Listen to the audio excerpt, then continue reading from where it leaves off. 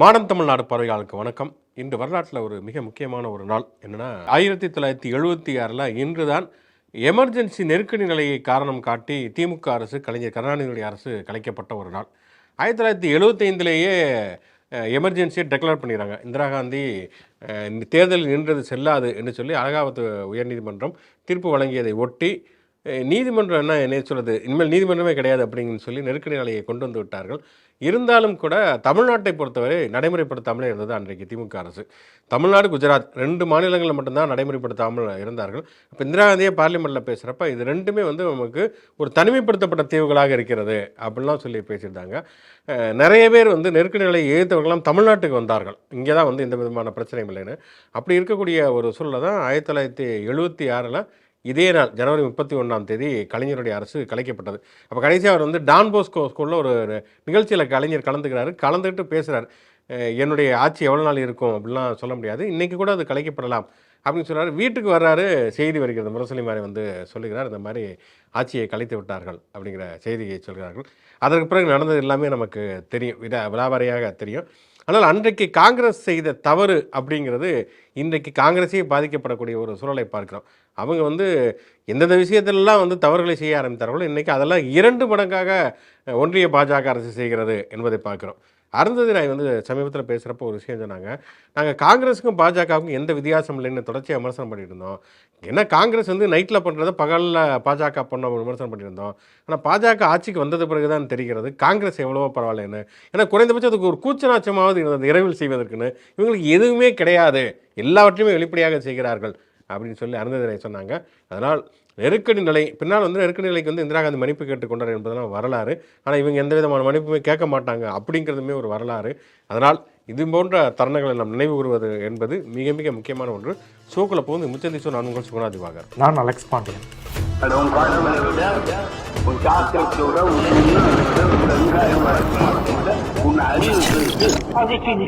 Okay, Vijay பேட்டி கொடுத்துட்டாரு. காலையில் எந்திரிச்ச செய்திகள் என்னது விஜய் பேட்டி கொடுத்துட்டாரா, பயங்கர ஆச்சரியமாக இருக்கிறதே. அதாவது முந்தியெல்லாம் சொல்ல, இந்த மாட்டு கண்ணில் எம்ஜிஆர் தெரிகிறாரு, எம்ஜிஆர் சமயத்தில் காது வச்சு கட்டோம்னா வாட்ச் ஓடுறது கேட்கும் அப்படிங்கிற மாதிரி பயங்கர எனக்கு அதிசயமாக இருந்தது. விஜயை பேட்டி கொடுத்துட்டாரா, ஆச்சரியமாக இருக்கிறதே அப்படின்னு சொல்லி பேட்டிலாம் கொடுத்துருக்காரு. அவர் சினிமா நடிகராக இருந்தப்போ மிக குறைவான பேட்டிகள் அவர்லாம் கொடுத்துருக்கிறாரு. அப்படி இருக்குது. அரசியலுக்கு வந்ததுக்கு பிறகு அவர் எந்த பத்திரிகையாளர் சந்திப்பே நடத்தவில்லை.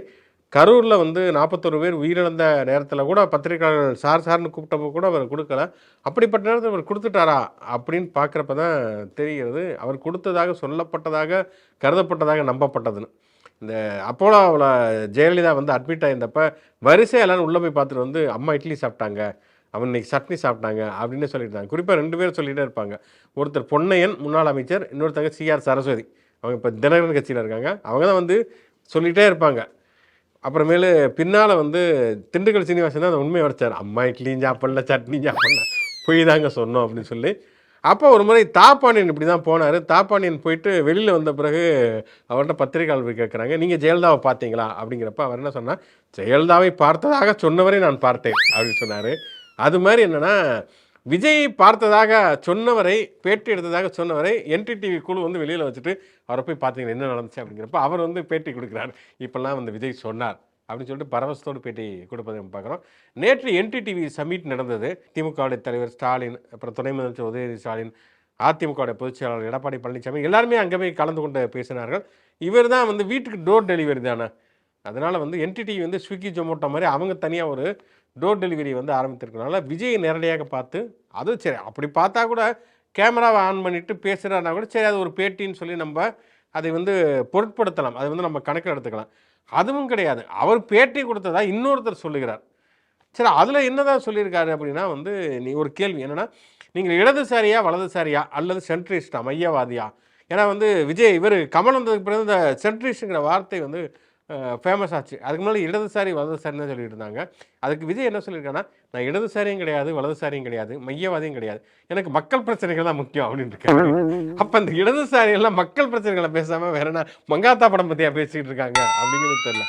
இடதுசாரிகளுடைய போராட்டங்கிறது எவ்வளோ வந்து ஒரு வீர இன்னும் சொல்லணும் நல்லவனை பற்றிலாம் விஜயே மேடையில் பேசியிருக்காரு. அப்படி வந்து ஒரு மக்களுக்கான பல்வேறு போராட்டங்களை வந்து இடதுசாரிகள் பண்ணியிருக்காங்க. பல நெருக்கடிகளை சந்தித்திருக்கார்கள். அப்படி இயக்கமே வந்து தலைமறைவாக இருக்கக்கூடிய அளவுக்கு தடை விதிக்கப்பட்டிருக்கிறது அப்படிங்கலாம் தெரியும்.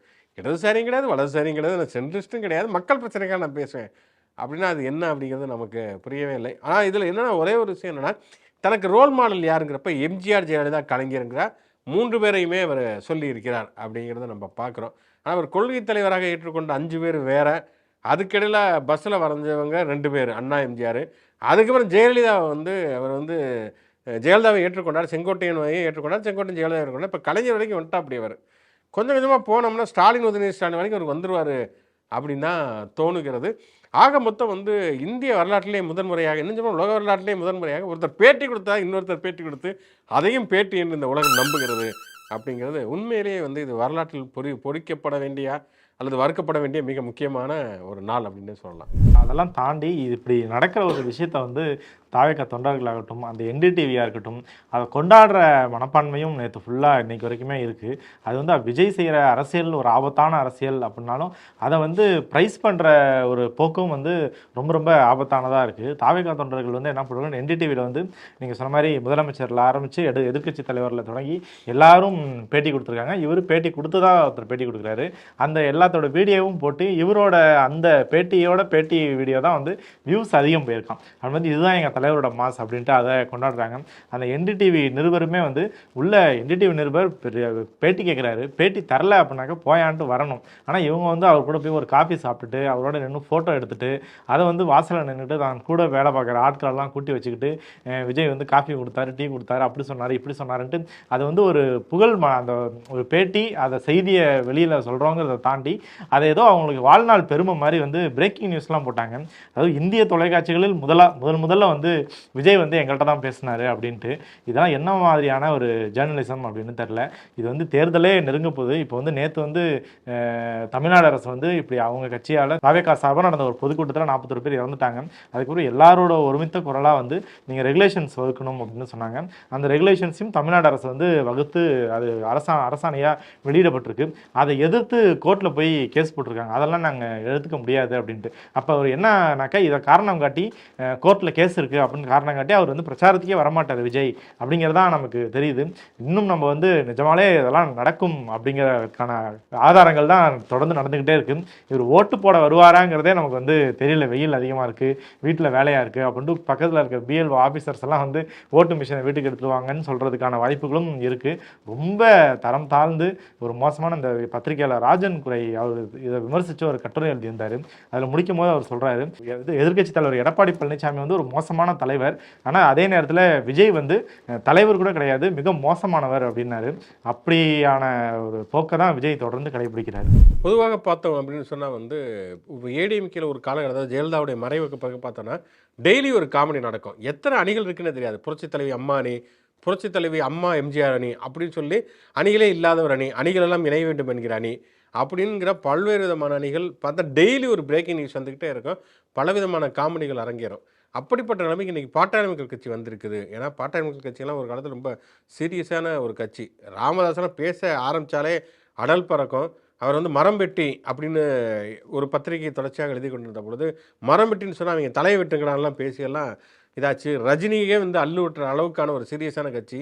இன்றைக்கி என்ன அப்படின்னா வந்து தைலாபுரத்தில் வேட்பாளருக்கான நேர்காணல் நடக்கிறது அப்படின்னு சொல்லிட்டு அவங்க ஒரு காமெடி ஷோ பண்ணிகிட்டு இருக்கிறாங்க. ஒன்றுமே புரியல. ஏன்னா வந்து இது வரைக்கும் கட்சி வந்து யார் தலைவர் அப்படிங்கிறது இன்னுமே முடிவு செய்யப்படாத நேரத்தில் இவர் ஒரு பக்கம் நேர்காணல் பண்ணிகிட்டு இருக்காரு அப்படிங்கிறப்ப மிகப்பெரிய காமெடிக்கு உள்ளாகி கொண்டு இருப்பதாக இருக்கிறது.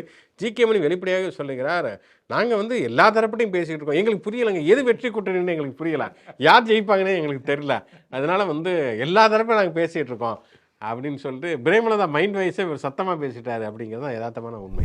ஓகே, இன்றைக்கு விஜயனுடைய பேட்டி அப்படிங்கிறது தான் பெரிய அளவிலான ஒரு பரபரப்பான காமெடியாக மாறிவிட்டது. அதுவே ஒரு விளையாட்டு செய்தி தான். இருந்தாலும் இன்னொரு விளையாட்டு செய்தி அவங்க கட்சியிலேருந்தே சொல்ல வேண்டியிருக்கும். எடப்பாடி பழனிசாமி இப்போ தான் அவரே வந்து ஒரு சென்சிபிளான ஒரு கேள்வியை கேட்டார். ஏன் விஜய் வந்து கரூர் சம்பவத்தில் பாதிக்கப்பட்டவர்கள் நேராக போய் பார்க்கல அப்படின்னு சொல்லிட்டு. அதுக்கு செங்கோட்டையன் வந்து மறுபடியும் எடப்பாடி பழனிசாமி கேட்டிருக்காரு, தூத்துக்குடியில் வந்து துப்பாக்கி சூட்டில் இருந்தவங்களை நீங்கள் ஏன் போய் பார்க்கல, அந்த பாதிக்கப்பட்ட குடும்பத்தை அப்படிங்கிறாரு.